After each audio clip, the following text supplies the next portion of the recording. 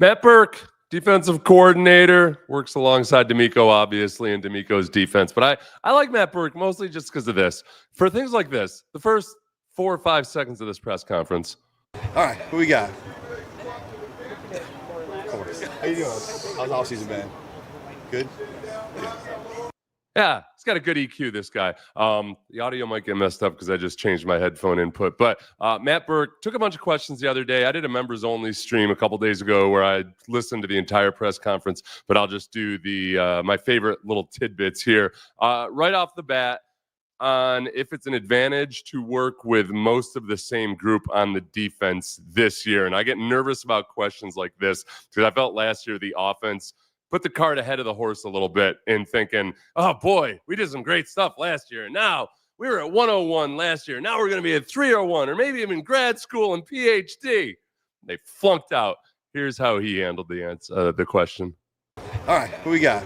Well, next one. I just like to sort of like reset when we come back in the spring or whenever it is. I mean, I always say like I actually put this up in one of the meetings, like the 3 most dangerous words in the vernacular. I got it. You know, if those guys come back and think I got it, all right, I took all those reps last year, I'm cool with that. Like, we always like to start back at the fundamentals and the foundation and then build. Like, hopefully you can progress through that a little bit more because it clicks back into place. But if you start sort of skipping steps and starting where you left off, I mean, these guys have been gone for 3 months and there's new people, new positions, there's new stuff we're doing. So we really like to go back to the fundamentals and really start to build back up from there. So hopefully you can progress through that quicker as you go because of the level of familiarity. But we just sort of start back over again. Yeah, and that's the appropriate. What most coaches I think would tell you, especially on in this defense where they really want guys playing aggressively and downhill. That starts with being dialed in. Lovie Smith, who because of our experience with Lovie Smith, I don't think maybe in Houston people don't really quite feel just how great a defensive coordinator he was for the majority of his NFL career.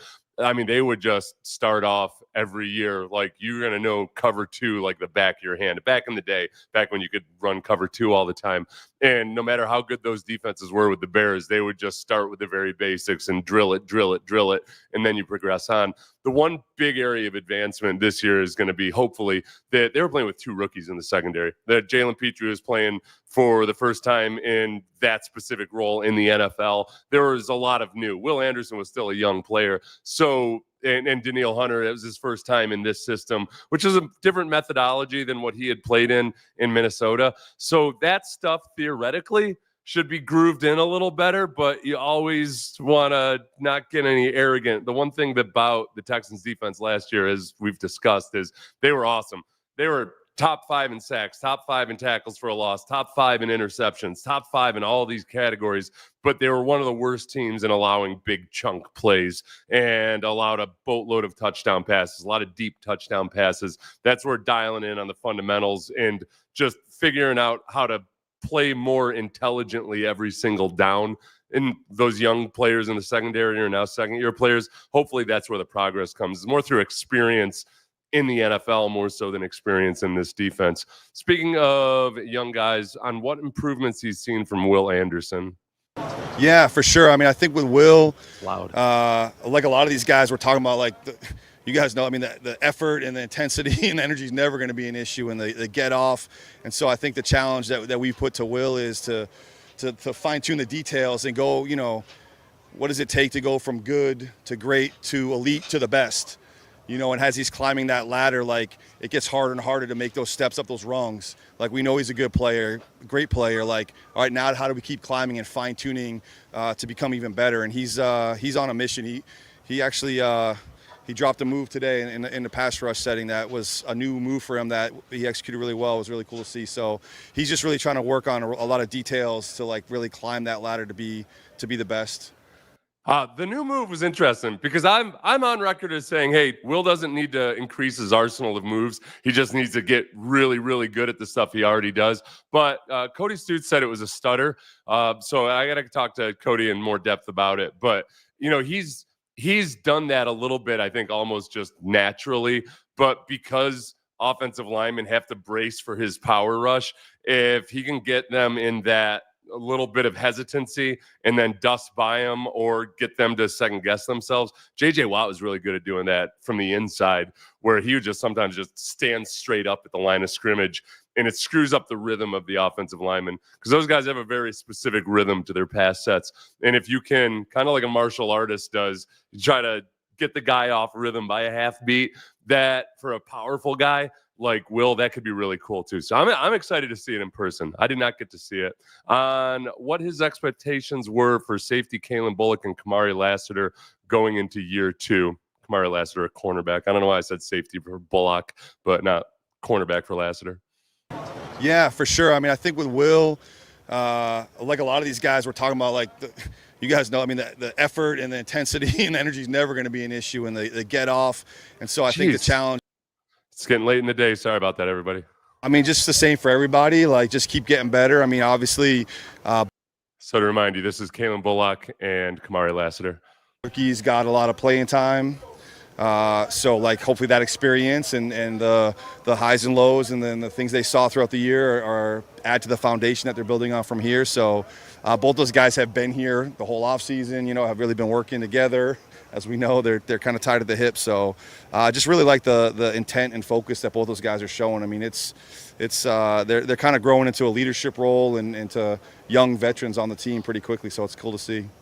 I love any reports about football nerdiness, just guys that are gym rats for football, because it's like you can't coach guys who aren't passionate about it and guys who don't have that hunger and desire to learn. I mean, you can coach them, but it feels like you're walking uphill or dragging somebody with you along the entire way. So I think since D'Amico's been here, he and Nick have worked together really well to find guys that feel genuinely passionate about football. And there's so many times when coaches in the past try to draft high character guys. It sometimes feels like, man, these guys check off all the boxes in terms of, oh, they were on the honor roll and, oh, they say yes, sir, no, sir. But I just questioned their passion for football. Especially, there was a stretch there for a long time where it seemed like every third round pick was a guy who fell to the third round, basically because people weren't sure whether he really loved football or not. And I can't remember thinking about that about any of these guys in the last couple of years. It's been the exact opposite. So that part's really cool. Kamari Lassiter looks like he's bulked up a little bit. That's nice. Not so bulked up that he can't move or anything. And then with Kalen Bullock, I mean, Kamari, I don't want to say he's in the refinement mode yet, but he just came in a lot more polished. When we talk about those big plays allowed, Kalen Bullock is a guy that's responsible for some of them because he was a rookie last year, but he got a lot better at understanding the mental side and playing the right angles and everything else as the season went along. I mean, a lot better. And then at the other safety position, there was just such a rotating cast of Eric Murray's and MJ Stewart's and Jimmy Ward being injured. And it just that's where health comes in. So the addition of CJ Gardner-Johnson obviously is going to help a lot, hopefully. But just having those guys healthy and having some consistency at the safety position, I'm excited about that. Next question on speaking of health, what has he seen from Christian Harris, or how is he doing? Christian Harris is awesome. Yeah, he's here working. Like he always is. Again, another guy that sound like a broken record. Christian's been doing his thing. Again, all these guys are on little different plans and routines, and the goal is to get all these guys ready for camp, and he's on track to be there for us. It is what it is. That's right. I'm bringing that one back. It is what it is. I really like Christian Harris, and man, I almost feel like, because everything's more intense in football, I feel like people have given up on Christian Harris in the amount of time that it took 3 or 4 years for them to give up on Lance McCullers, who, by the way, they're not going to wait as long for Christian Harris as they did for Lance McCullers. But Lance is doing all right. So the upside of Christian Harris and what he did in that first season of D'Amico's defense, because remember, the linebacker glow-up worked for Christian Harris 2 years ago. For Henry To'oTo'o from year 1 to year 2 took a huge leap. And I think that's still very much a thing.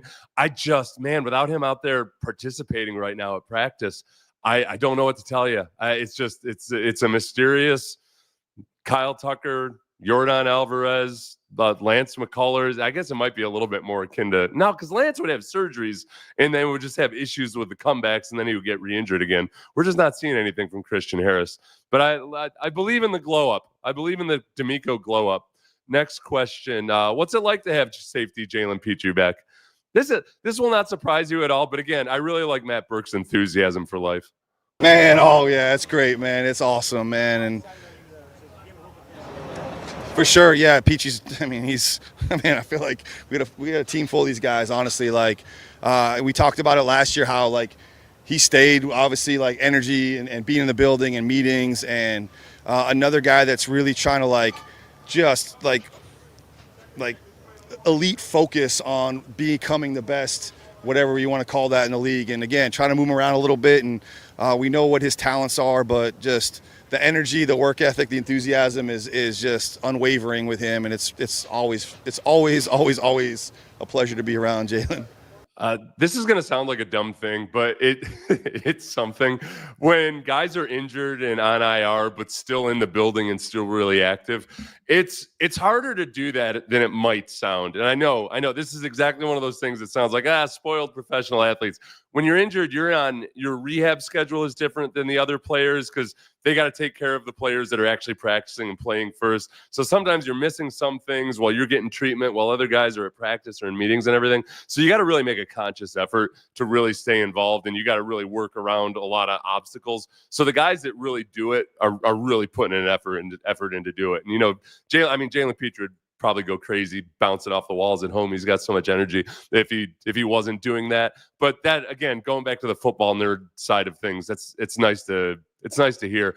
The other thing too, because of the youth in the secondary last year, because Jalen Petrie was playing in that role for the first time, and then because of the injuries, I didn't think they were able to build as much on some of the things that they did in 2023 when it comes to swapping responsibilities in the secondary, baiting guys a little bit, some of the disguises.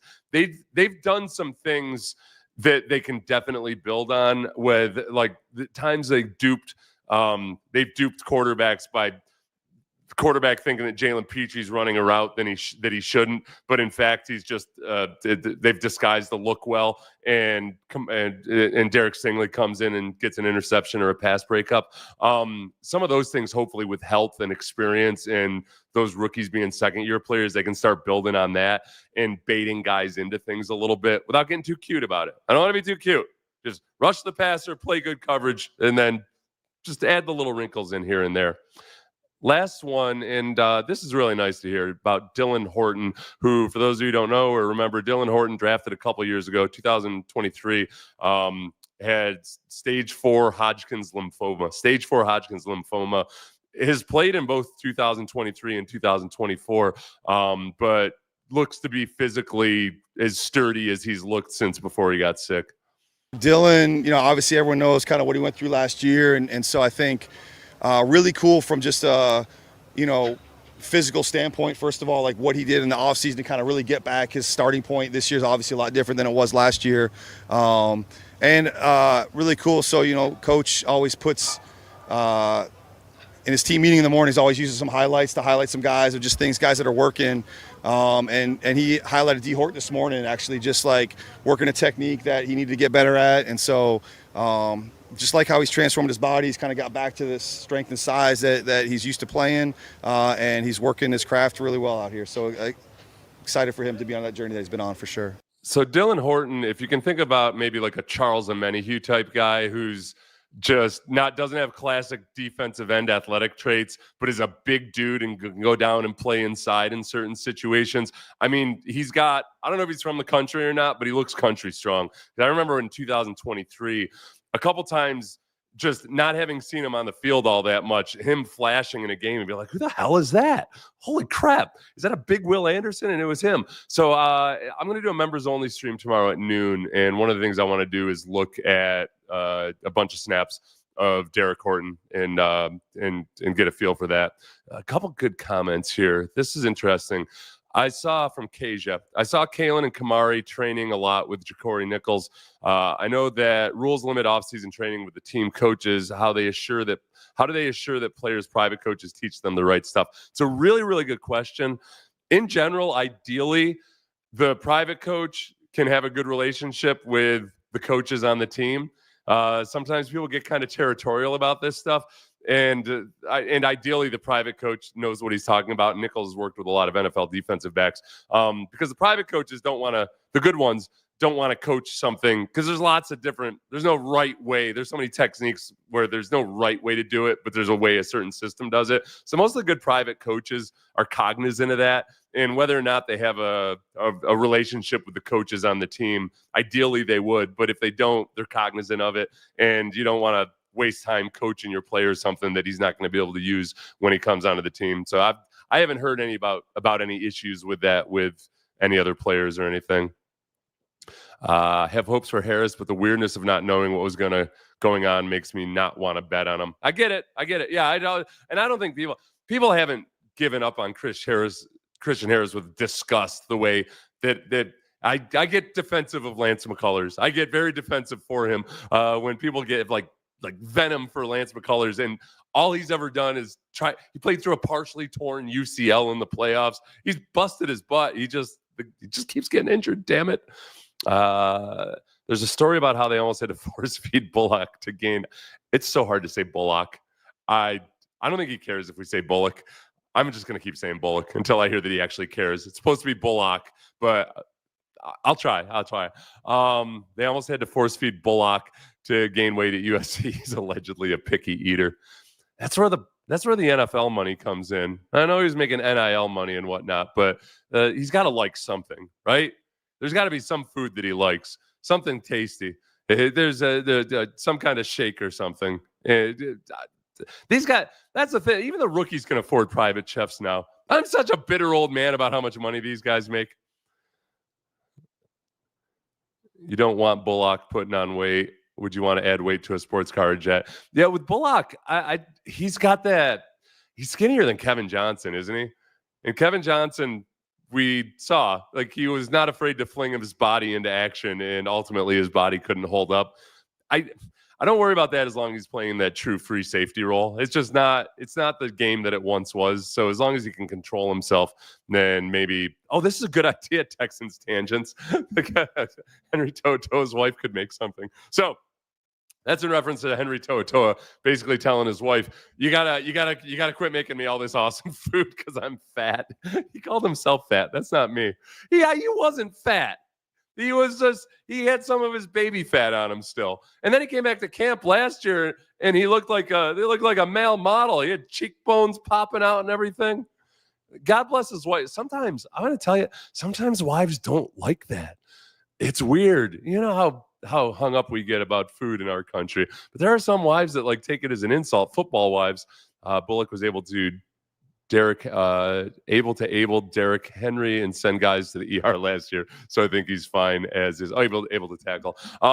Yeah, I don't know if it's if some women equate that with hey, that's how I take care of my man, and this is how my mom took care of my dad. So credit to Henry To'oTo'o's wife for understanding the challenge and working with him on it. That's good. It's good to see young married couples working together like that. So I'm gonna do a members only stream at noon tomorrow, and I've got to dig into this Stephon Diggs drama up in New England because Scott Zolak, who's a former Patriots quarterback who's been doing color commentary for them forever, thinks it's a real possibility that they might actually cut Stephon Diggs, which it's really, really interesting. And we'll do some more OTA stuff as well, obviously. Everybody have a great rest of your weekend, and thank you for joining me on this Sunday evening.